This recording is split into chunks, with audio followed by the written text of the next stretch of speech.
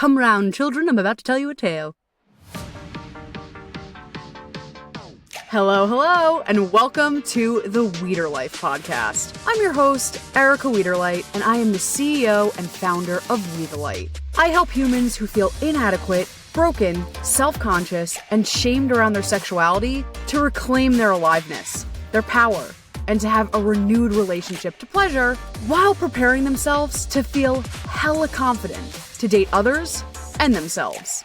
AKA, I'm guiding people to live their #best lives. I have to give you a fair warning. I do unfortunately swear like a drunken sailor, so if you do have little ones by you, just be sure to pop in some earbuds. Alright friends, let's buckle up and let's rock it to this week's episode. Alright, we're doing it. We're going in. We're not fucking around. You know, we weren't fucking around with the other episodes. They're pretty badass. You know, we're talking about shedding and pleasure and all the things that are fucking hard and important, but this one's, this one's a doozy. This one can be heavy. This one could be triggering. So my invitation to you is I'll give you many invitations through the course of this episode. But my first invitation is to take really good care of yourself. You know, whether you're going through a breakup right now or, the last one happened to you 2 years ago, it's kind of irrelevant. You know, this stuff, I know at one point in the episode, I'm going to be talking about a breakup I had, 7 years ago, and I'm still like, ooh, that's light trigger city. You know, like I am a little bit triggered, so just take good care of yourself this episode, breathe. If you need to self-touch, put a hand on your heart, whatever you need to do to take good care of yourself. And, this is an invitation for life, keep checking in with yourself and taking good care of yourself. But I just wanted to throw that out there because this is quite the episode, and don't be scared. It's going to be a good one. But I do want to, invite you to take really good care of yourself and nourish yourself through this episode, but also through your breakup if you're going through one currently, or whatever, honestly, whatever's happening in your life. We're in a fucking pandemic and life is hard. So let's just add nourishment to the conversation. So, it's funny because when I was dreaming this episode up, honestly, a few months ago, I was like, it'll be about breakups and divorce and separation and all of the things that I help clients through. And I was very resistant to calling it conscious uncoupling because I was like, "Ooh, girl, you really want to show your woo? Like, you really want to show how woo-woo you are?" But I think it's actually an important piece of this conversation, and I really wanted to dive in and talk to you about conscious uncoupling. And it's really like, I'm like, oh, of course. Like, but it's really fucking LOL because I think the first person, we gotta love her. But, people have been doing this for fucking centuries, but the person that really brought this to the mainstream, here we are, if you will, is LOL, of course, fucking Gwyneth Paltrow. But God bless, we gotta God bless her. She brings lots of important conversations. So people are like, what the actual fuck? She does bring some really good conversations. And I actually just talked about this in my last episode with Amber Leitz. So definitely go listen to that. It's a good one. But we talked about Gwyneth Paltrow's new show, Sex, Love, and Goop. It's really fucking good. So just while we're on the Gwyneth topic, go watch it on Netflix. But she brought into the mainstream this idea of conscious? She's unwell this morning, people. Conscious uncoupling.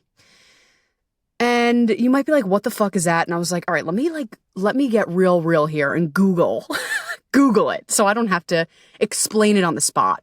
So I'm going to tell you what the therapist, Erin Derrick, how she explained conscious uncoupling. And then we'll break it down a little bit in Erica terms, which we know is always very interessante.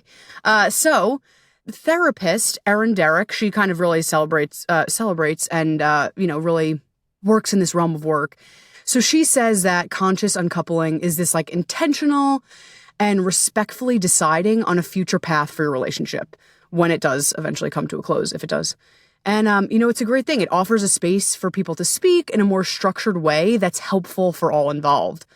#God bless. It's less reactive and it involves more language and it's more of like celebration based. Like, I appreciate this about you. And we can kind of have a cordial conversation about moving forward. So the Cliff Notes is there's like a little bit more intentionality. There's a little bit more, obviously, consciousness. It's not as, reactive city, which I'm like starting to pebble and sweat. Like I talked about at the beginning, like oh my God, you guys. Like the stress of thinking back to some of my breakups where I couldn't, for a very long time, I avoided, I was like in the Uber, I'm like, can we try to avoid Stuytown in New York City? Because I was like, just had such specific memories of me in my worst, just being rancid. Oh, it makes me sweat. But look at us now. Look how we've grown. Look how we're thriving. We could look at it lovingly and we grew from it. But I wish I knew that back then. I probably would have been like, fuck you. I'm not going to consciously uncouple. Like, I'm going to fucking be very triggered and lose my shit. But, in the past, I know personally, breakups were just the messiest. Like, I was my messiest. And that's okay. We're allowed to be messy. There's room for that. But it would have been really cool to have this concept of conscious uncoupling. And instead of being like, fuck you, and just being in complete triggerland, still being triggered, still moving through the grief, still moving through the rage, but also having a space to be like, yo, like, I don't specifically want to be with you. We probably are not a match, but God bless you, like, God bless you. But God bless you, like, I see you as a full human. I think you're fab. I think you're rad. Rock on, with your bad self. It's just probably not a match. Like, that feels so much fucking cleaner than I know personally where I have been. And it's just really helpful. And let me just say this, there's many ways that we can do this, right? Like, some people just reflect, and we'll talk about this later in the episode, like reflect and frame and digest like what happened in the relationship. Some people have a partner that's like, yo, like, this is triggering, but like, I want to sit down with you and I want to process the relationship. So there's all different ways that we can do that. You could do it solo if the partner or the ex-partner wants to be in collaboration with you. That's an option too. But it's a really beautiful way to incorporate ritual. I'm like big on ritual. She loves her witchy activities, but it's a really cool and beautiful way to incorporate a ritual of sorts, and ending and shedding and celebrating what was and letting go and bringing in a new. So I actually, and we'll talk about this more, but this is a huge fucking component of what I do. And I've done it with couples. I've done it with people that are like, yeah, my partner would never do this. And I'm like, okay, like, I will hold the space for you so you still have that experience, like, and you still could process and digest, maybe not with them, but I'm happy to hold you through this. So I do this shit literally all the time. And I think it's super, super important. We'll talk more about my work a little bit later, but just know, put it in your back pocket that whether you're going through a breakup, a friend breakup, fucking letting go of a job, some type of ending and letting go and bringing in a new, like, that's a huge component of my work. And I'm happy to talk to you about this. Again, I'll talk about what I do later, but, just for multitasking purposes, feel free to hop on my website. It's www.wethelight.org. Really briefly, what I do is every month, she's a busy girl, So everyone's like, where are you? So very busy. I open it up like truly for a few hours and then I close the calendar. And I give away these free sessions, 60-minute, literally no strings attached, free. We talk about all this stuff. So if you're like, hey, I want to talk to you about a breakup, or honestly, like anything, ending of a job or grief or shame or pleasure or whatever the fuck is coming up for you, know that you have a free resource that is a really good fucking free resource. So hop on that while we're talking now. I know you could multitask. So hop on the website, book that free session, and we could talk about all the things. I'll throw that out there since I do this work with my clients. Oh, actually, I was going to tell you a story, but let's give a little disclaimer on this conversation. Conscious uncoupling is a beautiful fucking practice, with like two people, even though they may be triggered, that are like, you know what, we're not a match, but I want to honor you. I want to honor your soul. I want to honor your spirit. Gorgeous. However, let's put a big fucking disclaimer in this conversation. That person may not be able to do that for you, right? Like, if you are with someone that is abusive or is a narcissist or is gaslighting you, they're not going to be down for a conscious uncoupling fucking ceremony. So surround yourself with people that love you, therapists, coaches that can help you get out of that situation. Because my first priority is, if you're in a situation that is unsafe, please let me know so we can get you out, we can have you safe, and we can have you held. Like, I just want to throw that disclaimer out first and foremost. Like, that's number one. And if you are dealing with someone that's healthy, then we could have the conscious uncoupling conversation. Does that make sense? So if you're with someone right now that is unhealthy, that is unsafe, let's make sure you get out safely, make sure you have care out of that situation, and then we could talk about conscious uncoupling. It probably, unfortunately, won't come from them, but you could have a friend, a coach, or someone to hold you through this. But I just want to throw that disclaimer out there that some partners are not going to be able to hold you through this process, and that's okay. That's why you have coaches. That's why you have therapists. That's why you have these supports to get you through this. But I just want to throw this disclaimer out there, like, not to wait, in a toxic relationship to be like, hey, like, can we do this conscious uncouple? Like, no. If this person is unsafe, let's get you out safely. And then we could talk about framing and digesting and healing and all of that stuff. Does that sound good?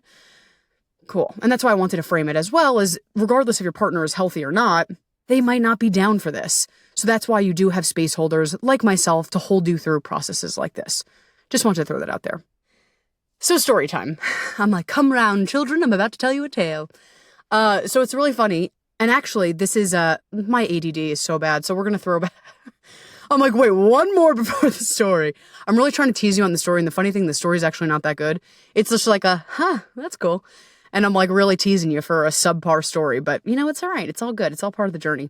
But to say this, because we love free resources, my coach, Layla Martin, you could follow her on all the things. I think she has a YouTube channel. I know it got closed down for a second, but it's back up. And she has this like fucking sex, love, and relationship empire. Really beautiful body of work. And I'm not going to speak too much on it because I obviously am not in it. But she built this practice with this business with her partner, Andrew. And they were very transparent and open about their relationships. It was beautiful to see them through all the things. And they have decided to consciously uncouple. And it's been really interesting listening and watching her journey and all the things. So if you do want a free resource just to like stalk or feel safe or to kind of be in this realm, definitely check out Layla Martin. She also just has great stuff. But why I also threw it back to bring to Layla is because there's a bridge to the story, party people. If I read my notes, that would be helpful. But I'm like, no, I'm just going to freeball it and just improv, where it's like, Erica, okay. She's making choices this morning. So Layla Martin, here we are, doing Layla Martin's program. She runs a very fucking intense, really good sex, love, and relationship program. And it says it's a year. Shit's not a year. It's like truly could be a year and a half to 2 years just because it's so rich with information, and it's a really fabulous program. Not everything's perfect, but I got a lot out of it. So I'm doing my majors and all these things. You're doing these programs, you're learning how to coach people through this very specific things and holding people through trauma, et cetera, et cetera, et cetera, all the things. And at the end of the program, or the tail end, like the third trimester, if you will, where you're ready to give birth to a beautiful new thing. The last trimester, we're doing the business aspect, and people are kind of like pitching their new business and whatever.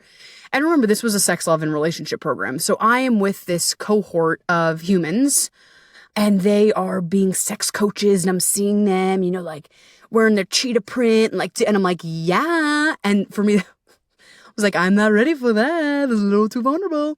And it's funny because I was like, okay, what's my shtick? And I'm like, I think I bounced, and we'll always bounce. But I bounced for a moment, and I was like, I think it's love. And I was like, cool.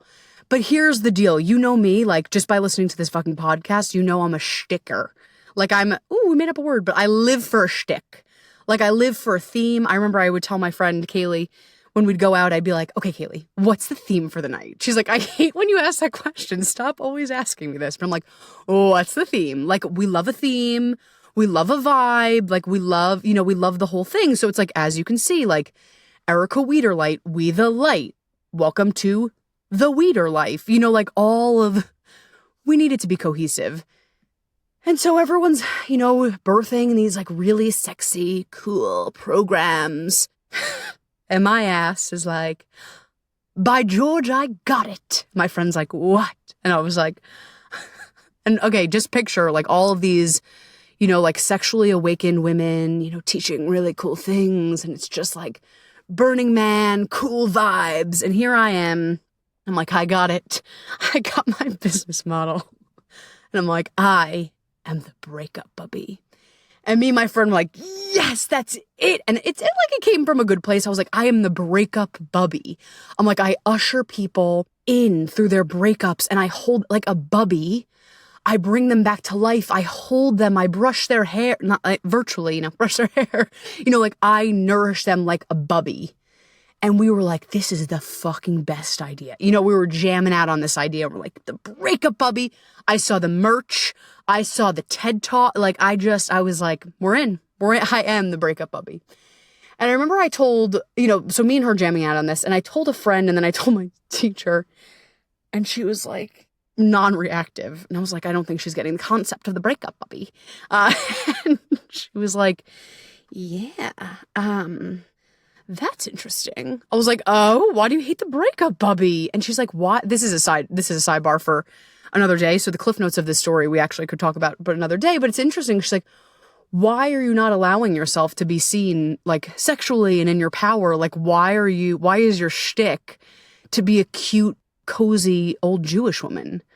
And I'm like, damn, like that, it was true. This is a sidebar and a different conversation for another day. It was like, I'm not allowing myself to be seen fully. Like I was like, I have to be seen as cute and nurturing and as Mrs. Claus, and I was like, oh, Susanna, why don't you cry for me? So I had to work through that and I was like, fuck, like I have to be vulnerable and be seen in my allness, if you will, and not just this like cute little nugget.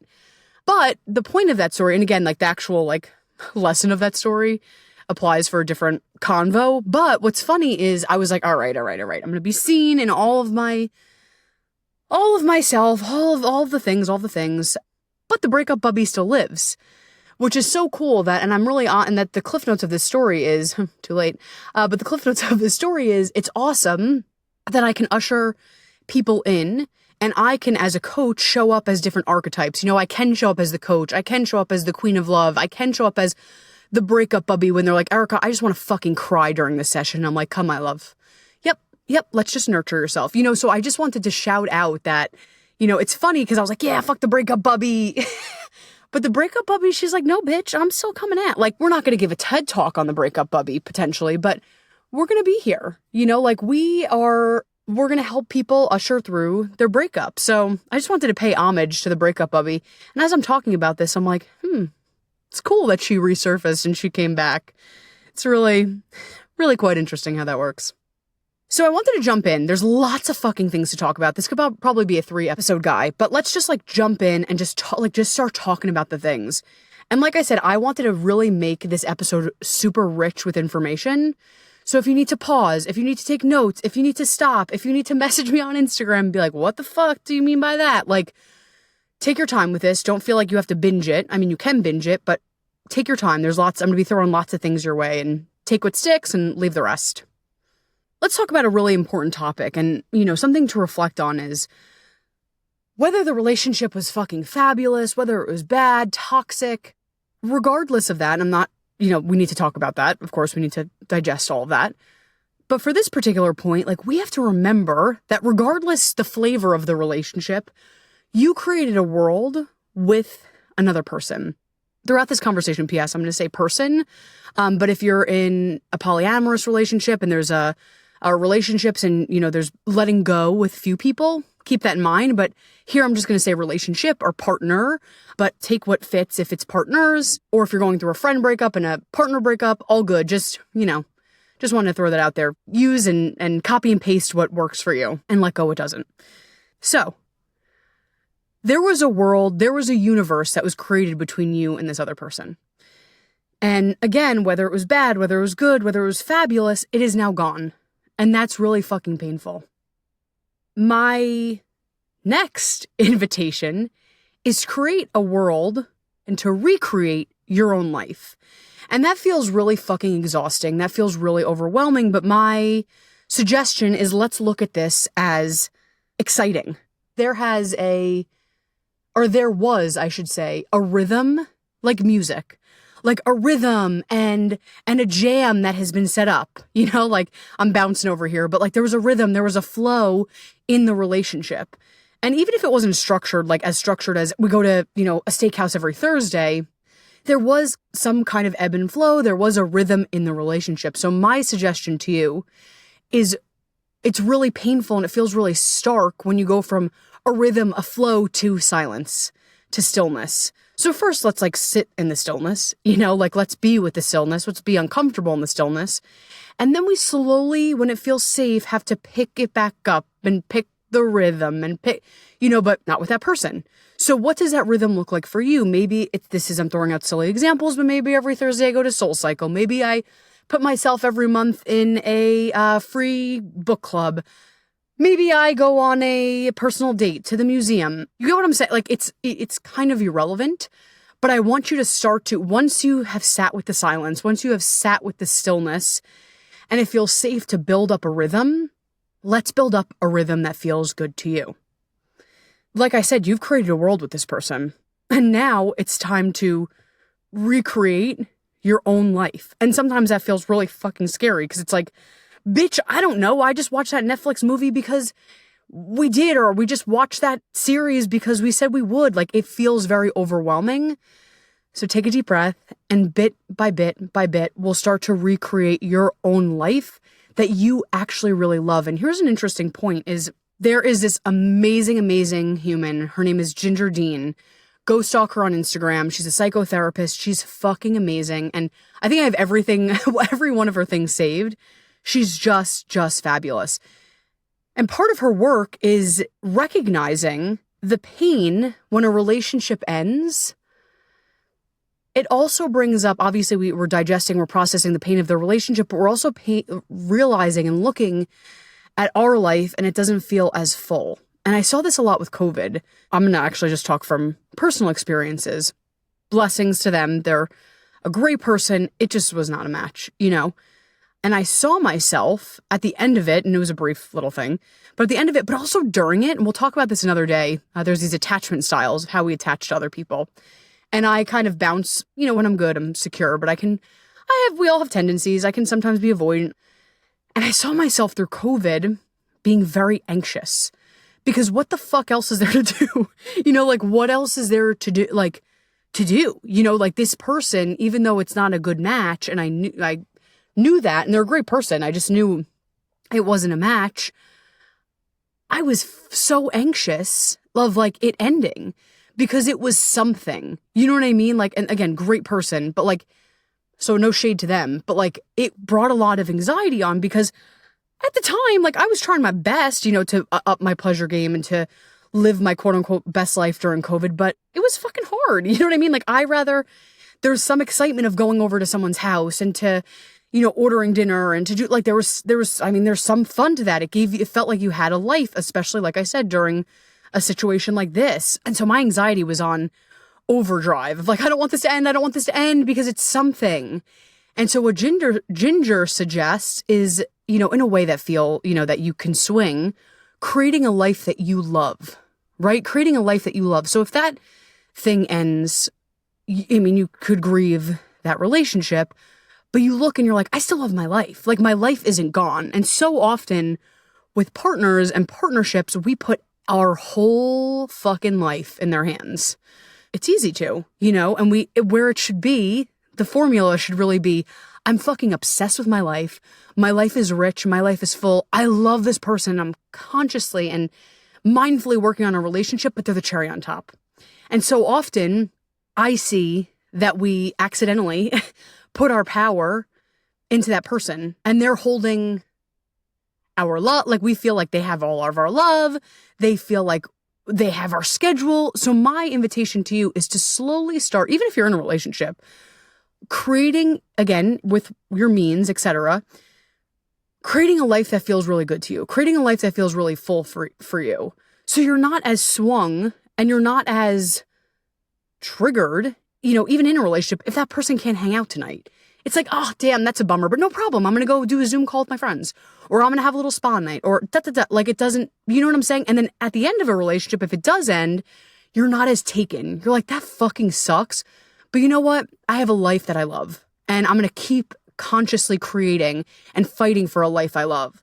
Does that make sense? So again, it's going to take time. It feels exhausting. It feels overwhelming, but let's just add bit by bit, adding back what you like, creating a life that feels really good to you and really serves you. Sound good? Because it doesn't first of all, it doesn't feel good for them, but it doesn't feel good to give everyone your whole life. That feels like fucking shit to be like, here's my whole life, take care of me, and I'm gonna fucking, like, if you're high, I'm high, and if you're on a low, I'm on a low, like that. Oh man, I've lived it, and it's not fun. Like, it's not fun to be reactive and to have your energy based on that other person. So my invitation, whether you're in a partnership, whether you're not, it's irrelevant. Let's fight for you having a life that you fucking love. Again, within your means, but like a life that you love. So you're not as shaken by a breakup or if they can't hang out with you that night. Sound good? And again, if you're like, I'm down, but I don't know what that means, let's have a conversation. I'm happy to guide you and talk you through all the things. We're not going to stay on this too long, but I just want to remind us that sometimes when we look back at relationships, we tend to glamorize what was because there's some space. Even if there's like a little bit of space, we glamorize what was. And we tend to gaslight ourselves of, maybe I was being dramatic or maybe. So I just I'm not going to get too much into that, but I did want to throw that into the ring for us to be mindful of. So if you're starting to glamorize a heinous situation, my love, I so understand why it's easier to just like, I'm going to make it okay and then I can get back to them. I understand it feels easier, but I would just be mindful of noticing if it was a bad situation, don't glamorize it. I know it feels easier. I know it feels like there's some comfort, but let's be painfully sober about what was. And even on our side of the fence, like it's not all to, unless someone is abusive or whatever, like let's be painfully sober and not in a way to beat ourselves up about like, what was this relationship? Like how did I show up? But also how did they so when you start to twist into, that was really fucked up, but that's okay. That's okay. People are fucked up. Just notice. My invitation is to notice when you start to glamorize or you start to gaslight yourself and make yourself wrong and shit on yourself. Like, let's just take a pause and lovingly let's remember and see the truth of the situation, even though sometimes that's really uncomfortable. And I feel you and I'm so with you, but I think that's kind of instrumental in the healing instead of sugarcoating it or making it something that it wasn't. So I know that's a painful dose, but I've been there, I'm with you, and you will fucking get through this. I promise you. Another important thing is, again, I'll just throw this out there, is parenting yourself. There's even, if you have a fabulous parent or you had horrible parents, my advice is to envision your most ideal parent. So let's let go of what your parents were or weren't, or your caretakers. And what's the most ideal parent in your brain? Like, who are they? What are they like? What do they do for you? How do they comfort you?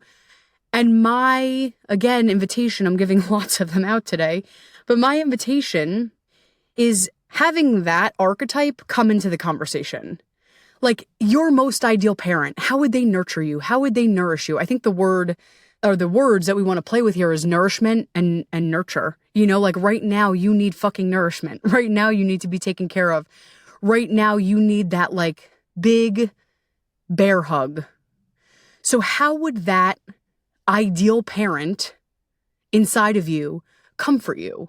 Would they give you words of affirmation? Would they be kind to you? Would they say no to shit they hate? Would they prioritize their pleasure? Would they prioritize their self-care? You know what I'm saying? So my invitation, again, we could talk a whole episode on fucking parent dynamics, but let's let go of what's of reality. And my invitation is that ideal parent or that ideal caretaker that would come in during a devastating situation and really nourish the shit out of you, would really fucking take care of you and make sure like my baby, I got you, I got you, I got you. Can we evoke that energy and can we bring them to the forefront to take care of us? Because right now we may need that archetype.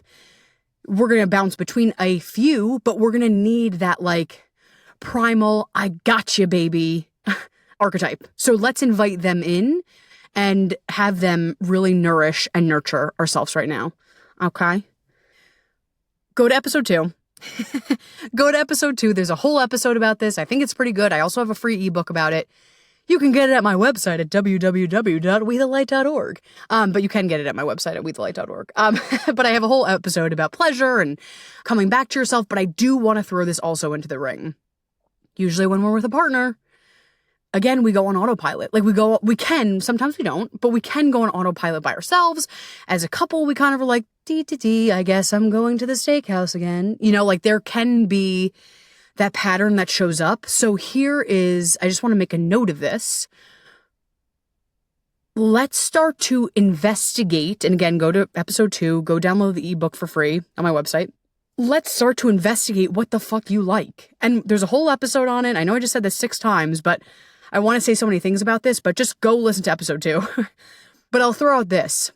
Like a detective, let's start to investigate what you like, what turns you on. I don't mean sexually, but let's add that too, of course. But like, what foods do I like? What books do I want to read? What museums do I want to take myself on a date to? Does that sound good? Again, for the 15th time, go to episode 2. But in the meantime, right now, as a couple, we can sometimes get into autopilot. We can get into the same old thing, the same old thing. So my invitation is to safely kind of start to, like, what do I like? What does make me happy? What can I add that lives a fulfilling and gives me and breathes life into a fulfilling life for me? Sound good? Okay, great. I'm going to throw this idea out. And she's actually, that's who I talked about before, Ginger Dean. And she has this great idea of a heart sabbatical. And everyone's heart sabbatical is different, right? Like everyone's heart sabbatical ranges. Some people might need a week. Some people might need 6 months. You have to figure out and feel into the length of your sabbatical. But the point of the sabbatical, and at least how I interpret it and how I teach my clients, is post a relationship ending, like we talked about, the conscious uncoupling is digesting, processing, reflecting, maybe doing ceremony, maybe doing ritual. If you're not about that, that's all good too. Just like processing and digesting what the fuck just happened. So we're processing, we're digesting, and then we're also making space for something new, whether it be a relationship or also just starting to date again or just getting back to life for you. And so that's my invitation. After a relationship, having some sort of time. I don't have a timeline for you. You have to feel into what's good for you. But I would suggest some sort of time to digest, to reflect, to give you that space to process what the fuck just happened. And here's the thing about the time conversation is I see some people nail it. And they're like, that was a perfect amount of time for my heart sabbatical. And other people are, we see, and it's all good, but they ebb and they flow, or they actually, not even really they ebb and flow. They go on 2 ends of the spectrum. And one is, I can't be with this pain. This is too much pain. I need to hop into another relationship. I need to avoid. Let's not go on that one. Let's avoid that. I understand the urge. I understand that to avoid pain, we want to hop into a relationship, but if we can, let's be mindful of not doing that. And option 2 is, oh my gosh, I have so much to heal. I have to fix myself. I'm broken, which, side note, you're not broken. You're never broken. We all have wounds and we have things that hurt us, but you're not a broken human. So I just want to remind you that. But we can get into the story of like, fuck, I need to be on this very specific self-love journey and I need to be healed and I need to go to 7 years of therapy. And listen, there's a space for that. Like if you feel, called to go to therapy, get in coaching, fuck yes. Like, let's do this shit. Like, let's get on the self-love journey. Let's get into this work. Fuck yes. But where I see it get dangerous, when people push and push and push, I need to be perfect and then I could date again. And that gets funky city. Like, that is funky town. You know what I mean? Like, no, like in an ideal world, and this is one fucking example of ideal, there could be 100, but in an ideal world, we end a relationship, we take that time, we grieve, we fucking cry, we rage, in a safe way, which we'll talk about. We do all the things. We do the self-love, we work on the self-love, we work on dating, we work on in a healthy way, and then we slowly move on. You know what I mean? Like, but when I see people just hop, I'm like, oh my God, like there's some digestion that needs to happen, and then that will come out in the next relationship. Or I see I need 55 years. And I'm like, ooh, so there's like a fine line. There's another song that I was going to sing that my musical theater people know, but I'm like, Erica, you've sung enough on this episode. But here's the other thing that gets tricky, right? Like the timing conversation, but also the loving yourself conversation. I love me some RuPaul. So it's, I hate that I'm even commenting slightly badly on Mama Ru. But we all know, us drag race queens know, if you can't love yourself, how in the hell are you going to love somebody else? Can I get an amen up in here? Amen. As much as there's so much truth to that, like 90% of me is like, fuck yes. Like, let's get out there. Let's deeply love ourselves. Let's deeply nourish ourselves. Let's deeply take care of ourselves. All of the goddamn things about loving ourselves and advancing and thriving and yes, yes, yes, honey. There is, there's a crunchy zone where it can become hashtag Britney Spears toxic. You know what I mean? Like there's this little frame where it's like, well, I haven't fully loved myself. Like I see people come in through my doors, through my Zoom room saying, oh, you know, I don't fully love myself. And I'm like, and again, here's part of the conversation, right? If you really hate yourself, right? If you really detest yourself, if you're fucking crucifying yourself and someone's like, baby, you're the fucking best. You're going to reject that shit. You know what I mean? You don't believe it, so you're going to sabotage it. So if someone is loving up on you and they're like, you're the best, you're amazing, there will be a part of you, potentially, that pushes that away. And is like, I can't receive that. That feels too much. It feels too triggering. So that's where the self-love work does come in, and it is important. Because if you're like, I do love myself, I am worthy, I am important, I do deserve respect and love, you know, like, yes, like that needs to be core and foundational to the relationship. But if you're getting obsessed with, I, need to love myself at 120%, again, that's a timeline conversation. I could see people waiting, like, I love myself 95%, but maybe I should wait till I'm 110%. Does that make sense? So I agree with Mama Ru. If you can't love yourself, how in the hell are you going to love somebody else? Like, I do amen to that. Amen, amen, amen. Like, let's take care of ourselves. Let's nurture ourselves. Let's love the shit out of ourselves. But I don't want that to become a tool for us to avoid. Ooh. I just think I found, that's like a quote. I'm like, put me on Goodreads. That is a quote. I don't even know what the fuck I said, but does that make sense? Like, I don't want it to be used as a weapon against yourself. So let's use that as a foundation. Let's use that as a guiding light to love myself. Like, that is the goal. That's the intention. After healing, after grieving, after shedding, like, okay, the new intention, the new goal is to love the shit out of myself, to really know myself, to go inward, to have that deep relationship with myself, to actively work on myself. And here's the thing, you're going to be actively working on yourself when you're in partnership, but I don't have to be 120%. I just need to be committed to this, because here's the fucking thing. This is a commitment for life. I can tell you firsthand, like, I now am in a partnership and I have to be committed. It's not like it goes out the window. It's not like, now I'm in a partnership, I can throw self-love. No. Once you commit to that, that is going to be a commitment. So there's a fine line in both of these conversations. So I want you to tap inward and find your truth. Find what feels safe for you. And if you're like, bitch, I have no fucking idea, that's why I'm here. You know what I mean? You're like, I know, I like where you're going with this, Erica. I don't fucking know. Okay, all good. That's why I'm here. I'll hold you. I could help you find the time, to, okay, I'm ready to date again. Or the time to, okay, you have a good, healthy amount of self-love. We still are going to keep on this journey, but you're ready to go out there. Make sense? So if you're like, okay, if you could turn inward and find that, chef's kiss. If you don't know how, chef's kiss too. I'm here to support you. And I want to throw this out too. I always say like, oh yeah, my clients. And you may be like, oh, a lot of people are like, oh, do I like come to you in person? And I forgot, I should say this, that I am all on Zoom. So you could be anywhere in the world. And my clients are all over the world, which is fucking baller. So just wanted to throw that out there to be clear. I'm here, wherever you are in the world, I'm here for you. I'm holding you. I'm loving you. I'm cheering you on and supporting the shit out of you. The next little section we're going to go in here is a pauser. So there's some questions that I want you to reflect on. If you want to pause, if you want to journal, if you want to come back, mark this time in your notes and come back to this. I'm going to read a few questions for you to reflect on, and then we're going to keep going because we have a lot of shit to talk about. But I wanted to throw these questions out as an opportunity to journal, to reflect, to look out the window, and then we'll keep going. Sound cool? So I want you to ask yourself, how did this relationship make me feel? How did this relationship make me feel about myself? What can I learn from this relationship? What are my takeaways? How did I show up? How do I want to show up in future relationships? Is there anything from this relationship that I want to have again in my next relationship? And is there anything that from this relationship that I don't want to have and I want to leave in the past?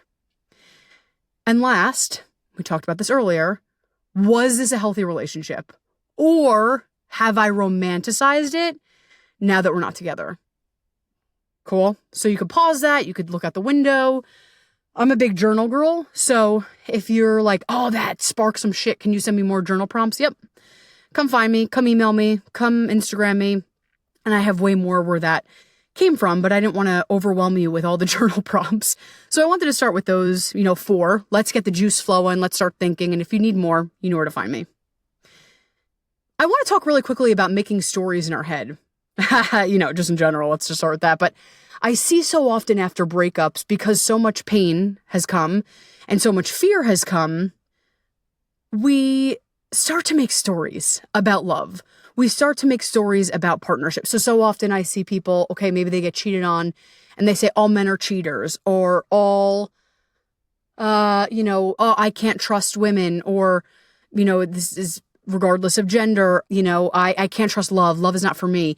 I want you to be fucking really vigilant about your mindset, because your mind is going to create these stories. Of course you're in pain, so it's going to think that that's the universal truth. That is not the universal truth. That is not the universal truth. So I want you to be really mindful when you start to tailspin into like, well, all people fucking suck and I'm fucked and I don't have love. It's like, hold up. Let's hold up. Let's bring it back. Let's delete those thoughts. And let's, here again, an invitation. I need to find a synonym for invitation. We'll Google that after this. But an invitation to not only stop and pause the thoughts while they're happening, to flip them into something more positive. But here's the invitation, right? Find evidence. So I had a client, I've had this, this situation repeatedly, but a client, I can't trust men. I hate men. They suck. Or what, it doesn't matter again. Okay, great. My invitation to them is, I'm going to have you go out and I'm going to have you find evidence that good men, women, non-binary friends, humans, it doesn't matter, whoever you're wanting to bring into your realm are good. So, I had one client, she's like, fuck you. I'm so mad. I really don't want to do this exercise. And I had her, she, Marco Polo'd me, she Voxered me, and she's like, all right, here's my daily evidence. The man held the door at Starbucks. The guy at work helped me put my spreadsheet together. I was getting emotional about something and my guy friend, helped me through whatever. I'm making shit up. But my point is, I want you to find evidence that the person that you want to attract is good, that people are good. Because so often we're like, people fucking suck. So I want you to find evidence that people can be good. And here's the kicker, that love exists. Because not only do we have a story that certain people suck, we also have a story that love isn't for me, I'm fucked, this is evidence that love can't happen. No. So I also want you to be a detective for love, okay? And I want you to do this on the reg. I know it's a pain in the ass, but it fucking works because this shit compounds. So, love is not for me, I always get broken up with, I'm too old. No, bitch, we're stopping those thoughts. Okay, all right. Let's look around. What's my evidence? My evidence is that my friend got engaged. It's like driftwood. My friend got engaged. I talked to someone on the app and they were very kind to me. I don't give a fuck. You know what I mean? But I want you to find evidence that wait, love is real. Love is possible. So again, invitation, tailor this to how you want to tailor it, but be mindful of the stories you're making and telling about humans and also about love. And find evidence that it can happen for you, okay? Here's the other thing that kind of flies out the window when breakups, separations, divorces, endings happen, especially in romantic partnership, is the sexual piece just goes out the fucking window. And so often I'll ask clients and friends, how's your solo sex practice? And they're like, what's that?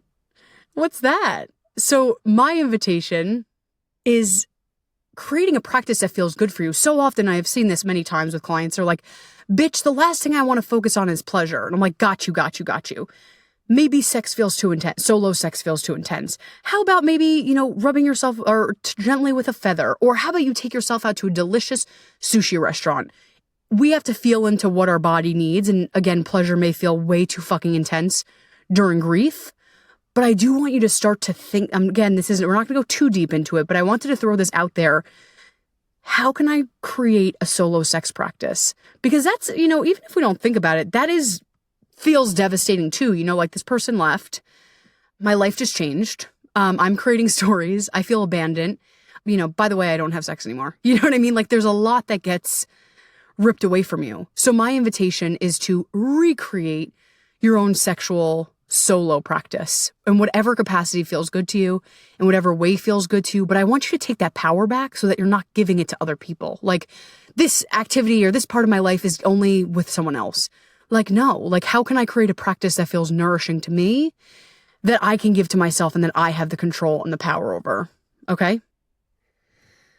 I want to throw a tool out here really briefly, and it's called swamping. It's by Mama Gina. It's in her books. If you want to read more about it, again, if you want to hop on the call, we can go deep, but I wanted to give you the cliff notes of this tool. So what swamping is it gives you a space to healthily feel and a container to feel these emotions.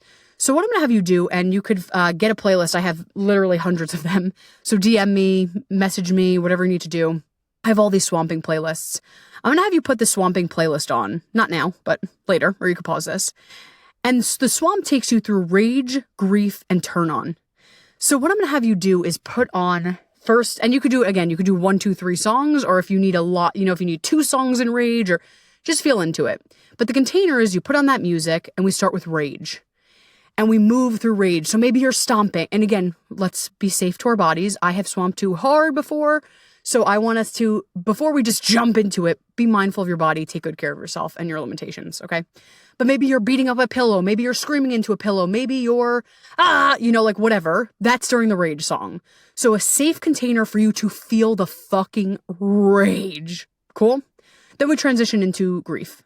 Maybe you're rolling on the floor. Maybe you're crying. Maybe you just want to lay and listen to a sad ass song and rock yourself or whatever you need to feel grief. When that feels complete, we always fucking end with turn on. We always end with turn on because we just played with all these dark emotions. I'm not going to be like, all right, goodbye. Have a great day. You're always going to end on with turn on. And that's you taking back your power, right? So like, yeah, I felt I played with those emotions and now I'm taking back my power. I'm realigning. I'm recentering. Your turn on song may be, something like Down and Dirty, okay? Maybe a little bit WAP, or maybe it's like, I got this feeling inside my bones. It might be, everyone's turn on looks different. Like I've seen people like Pas de Bray to some Broadway. I've seen people like, like give me some Down and Dirty, like Hip Circle Drake, whatever turn on means for you. But I want you to see that you can alchemize all of those feelings. Again, practice is very deep. So let's fucking talk about it. But I did want to introduce you to a tool you can have in a safe fucking container instead of it spilling out in a weird way. Move through rage, grief, and turn on. Let's talk about it. Or you also could get it in Mama Gina goes deep into her books. So look up Mama Gina, Regina Thomashower. They are in her books. But again, I'm happy to hold you through this process. I want to add just 2 more points before we go. These are, I think, my favorite points, so it's interesting. I waited for the end for these. So a side effect of breakups is so often it triggers low self-esteem. And we're not having that today. We're not having it. So here's some ways to build up self-trust, self-esteem, pleasure, solo sex practices, using pleasure as medicine. Being kind to yourself, self-love, like all the things. And again, I'm here to help you if you need assistance on like, help, my self-esteem feels fucking shot. Help me. I got you. But I'm going to throw another tool your way. It's called a word bath. I'm going to have you, and it's a vulnerable ask, but gather the people that you love and that support you. And if you don't have that, again, I'm here to spit out, hold you, and all of the love. I'm going to have you ask the people that are close to you for a word bath. And they can say that to your face. Sometimes it's hard to receive. You're like, whew, I have to breathe into this. Or they can email you. They can text you. Whatever medium feels good. But the word bath is a celebration for you. So what I would invite you to do is Ask the people closest around you. Can you send me a letter? Can you send me a text? Can I call you real quick? Can you reflect back my amazingness? Because I'm fucking forgetting it right now. Like, I'm so triggered by this fucking breakup or during this time right now. I forgot my radiance. I forgot how I matter and how I'm important. So they could talk about your beauty. They can talk about you as a human. Like, this is bonus. Ask for what you want. Like, I'm so triggered around my looks right now. Can you talk about that? Yep. I feel, this person made me feel stupid and feel whatever. Can you talk about that? Yep. Or like, can you give me a general word bath? So I'm going to invite you, and it feels vulnerable. And if it feels too scary to ask for a friend, I do it for my clients all the time. So I'm happy to give one to you. If you're like, I'm scared to ask my friends, can you do one for me? Of course, I'm here to love up on you. But ask your friends, ask your crew, the people that love you and support you for a word bath, to upride you, to celebrate you. And as much as you're like, yeah, anyway, I want you to really read it. I want you to breathe into it. And I want you to remember, because this is a time for people to love up on you, to remember how fabulous, amazing, and special you are. Okay? And this is my fucking favorite point that I wanted to drive home. It's a damn shame. Like, love is all you need. But like, I mean, not really, but we do. But I'll say this. Love is such a fucking important component of life. And it's a damn shame that we only let it so often play out in romantic relationships. And it's such that's so funny. I'm looking at my bookshelf and I'm looking across and it's universal love. That's so nice. It's all around us, apparently.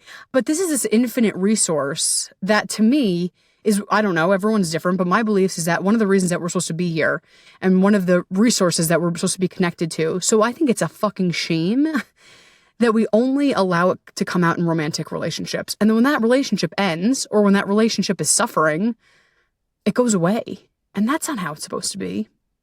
So I'm not going to find a synonym for this. I'm going to say my last invitation before we hop is, how can you become a disciple of love now? If you're in a partnership, if you're not in a partnership. So what does that mean? So I'll give you a little personal tidbit. When I was working very actively on the dating thing for myself, I was like, I am too obsessed with finding love in romance. So I became a disciple of love in all areas of my life. I'm like, I'm going to be the best fucking aunt I can be. I am going to, when I'm triggered by people, if it's an abusive or horrible situation, I'll walk away. But if it's a safe person that's triggering me, instead of me going ham, I'm going to see the inner child in them. I'm going to see the god, goddess, rock star divinity in them. I'm going to see that in them. So my invitation to you is, how can you find love in other situations? It's fucking ridiculous that this amazing thing, this deeply divine connected thing, we can only do it for romantic relationships. It's fucking nutty to me. So the question becomes, how can we become a disciple of love? What does that mean for you? What does that look like for you? How can you show love in more areas of your life than just your romantic relationships? How can you be the fucking best friend you can be? How can you lead from a space of love instead of fear? Like, how can I lead my life instead of being fear and anxiety and spiraling? How can I lead from love? Does that sound good? And again, I'm here if you need suggestions. But that fucking changed the game for me. Instead of me being like, oh, I need my partner, romantic love. That shit blew shit open. And then, of course, the person came. Like, of course they came after. I was like, bitch, I'm here to be a disciple of love. I'm here to let love work through me. I'm here to be love.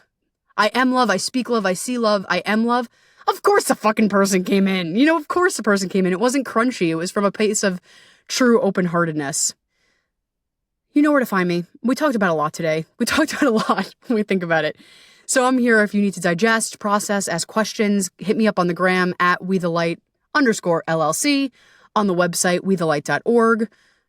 Shoot me an email. Get that free session. Get my free book. I have so many free resources for you to take advantage of. And I might not have that forever. So definitely do it now. Definitely do it now before everything closes. So get that free call, get that Instagram, get that life, honey. But get that book. And here's to us. Here's to us shedding. Here's to us letting go and creating something even better. And honestly, with even more love. I love you so much.